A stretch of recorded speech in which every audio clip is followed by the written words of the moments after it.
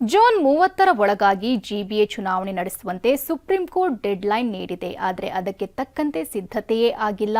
ಅದರಲ್ಲೂ ಗೆದ್ದ ಕಾರ್ಪೊರೇಟರ್ಗಳು ಎಲ್ಲಿ ಕೂರಬೇಕು ಅನ್ನೋದೇ ಪ್ರಶ್ನೆಯಾಗಿದೆ.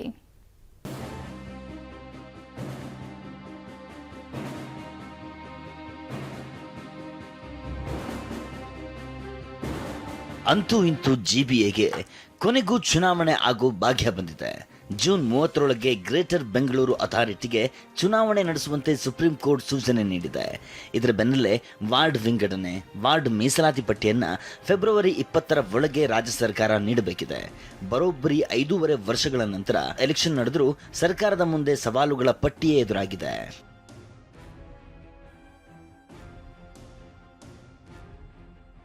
ವಿಷಯ ಏನಂದ್ರೆ ಜಿಬಿಎಗೆ ಜಾಗ ಗುರುತಿಸಿ ತಿಂಗಳಾಗಿದೆ ಅಷ್ಟೇ.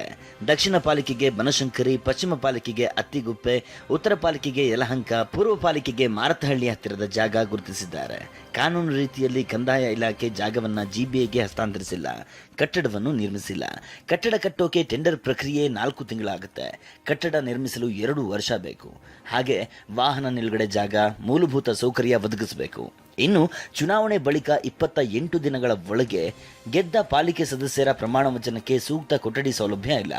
ಮೇಯರ್, ಉಪಮೇಯರ್, ಪಾಲಿಕೆ ಸದಸ್ಯರು ಎಲ್ಲಿ ಕೂರಬೇಕು, ಕೌನ್ಸಿಲ್ ಸಭೆ ನಡೆಸೋಕೆ ಹಾಲ್ ಬೇಕು, ಪ್ರತಿಯೊಬ್ಬ ಸದಸ್ಯರಿಗೂ ಹೊಸ ಕಾರು ಬೇಕು, ಸಿಬ್ಬಂದಿ ಬೇಕು. ಹೀಗೆ ಸಾಲು ಸಾಲು ಸವಾಲುಗಳು ಸರ್ಕಾರದ ಮುಂದಿವೆ. ಮೀಸಲಾತಿ ಕೂಡ ನ್ಯಾಯಯುತವಾಗಿ ಆಗಿಲ್ಲ. ಹೀಗಾಗಿ ಮತ್ತೊಮ್ಮೆ ನಾವು ನ್ಯಾಯಾಲಯದ ಮೊರೆ ಹೋಗುತ್ತೇವೆ ಎನ್ನುತ್ತಿದ್ದಾರೆ ಮಾಜಿ ಕಾರ್ಪೊರೇಟರ್ಗಳು.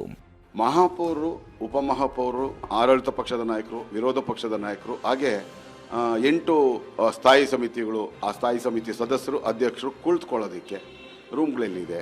ಈ ರೀತಿ ಯಾವುದೇ ಮೂಲಭೂತ ಸೌಕರ್ಯಗಳು ಇಲ್ಲದೆ ಈ ಥರ ಚುನಾವಣೆ ಹೇಗೆ ನಡೆಸ್ತಾರೆ ಅಂತ ಹೇಳಿ ಅದನ್ನು ಮನವರಿಕೆ ಮಾಡಿಕೊಡ್ಬೇಕು ಅಂತ ಹೇಳಿ ನಾವೆಲ್ಲ ಸಾರ್ವಜನಿಕ ಹಿತಾಸಕ್ತಿ ಮೊಕದ್ದಮೆಯನ್ನು ನಾವು ಹೂಡ್ತಾ ಇದ್ದೀವಿ. 5 ನಗರ ಪಾಲಿಕೆಗಳಿಗೆ ಜೂನ್ 30ರ ಒಳಗಾಗಿ ಚುನಾವಣೆ ನಡೆಸುವಂತೆ ಸುಪ್ರೀಂ ಕೋರ್ಟ್ ಸೂಚಿಸಿದೆ. 5 ಪಾಲಿಕೆಯಲ್ಲಿ ಯಾರು ಗೆದ್ದು ಬಂದರೂ ಅವರಿಗೆ ಕನಿಷ್ಠ ಮೂಲಭೂತ ಸೌಕರ್ಯಗಳು ಎಲ್ಲಿವೆ ಅನ್ನೋ ಪ್ರಶ್ನೆ ಈಗಾಗಲೇ ಶುರುವಾಗಿದೆ.